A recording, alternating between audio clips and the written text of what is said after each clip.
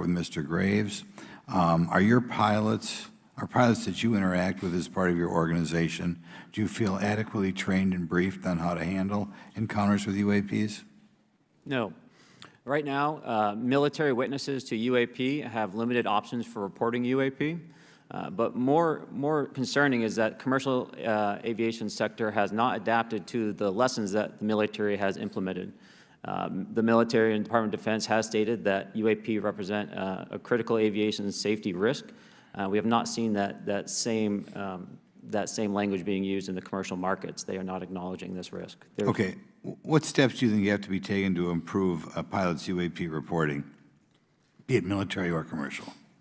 Right now, we need a system where pilots can report without fear of losing their jobs.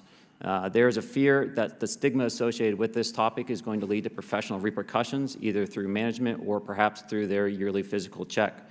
So having a secure system, reducing the stigma, and making this information available through the public is going to reduce the concerns that aircrew have. Could you just give me a little idea of the degree to which reports in the past are not made public right now? Well, I don't think there has been a proper reporting system to gather those reports and thus not report them. So to answer your question, I think there is a dearth of data due to the fact that the reporting has been limited up to this time. Could you tell me why you believe it's, kind of to play the devil's advocate, a reason why some of this stuff should not be available to the public? There's certainly some national security concerns when we use our advanced sensors in our tactical jets to be able to identify these objects. However, there's no reason that the objects themselves would be classified. I would be curious to see how the security classification guideline actually spells out the different nuances of how this topic is classified from the perspective of UAP, not national security. I'll give you a follow-up on that. Assuming that there are reasons why not all this should be made public, this has been around for a long period of time. Can any of the three of you think of any reason why anything related to UAPs, say 15 years and back, should not be immediately made public? I think one of it is acknowledging a vulnerability, both from a collection and I'll just say a countermeasure perspective. So it's that we haven't cracked for many years. Yeah. Even say 20 years back. Is there any reason why, when you go back that far, things shouldn't be made public? Unless it shows a specific national security vulnerability as it relates to a weakness in a particular defense system. Oh, okay, Mr. Fravor, the TikTok incident that you were engaged occurred in 2004. What kind of reporting took place after that incident? None. We had a standard debrief where the backseaters went down to our carrier intel center and briefed what had happened, and that was it. No one else talked to us, and I was in the top 20 in the battle group. No one came. The captain was aware, the admiral was aware, nothing was done. Did your commanding officers provide any sort of justification? No, because I was the commanding officer of the squadron, so no. Was this incident the only UAP event that you encountered while you were a pilot? Yes, it was.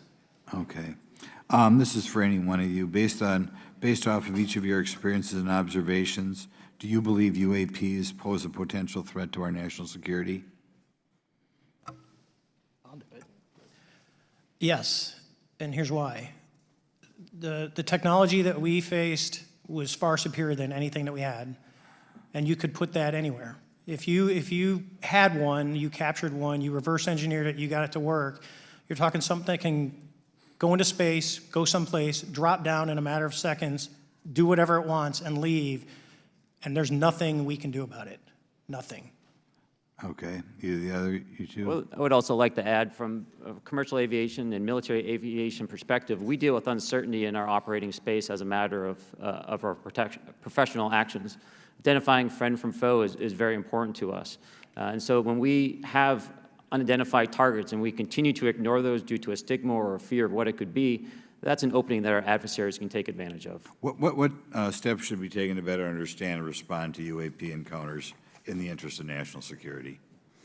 There needs to be a location where this information is centralized for processing, and there needs to be a two-way communication loop so the operators on the front end have a feedback and can get best practices on how to process information, what to do, and to ensure that their reporting is being listened to. Right now, there is not a lot of back and forth. Mr. Grush, in your complaint to the Intelligence Community Inspector, Inspector General, you claim that you believe information is being hidden.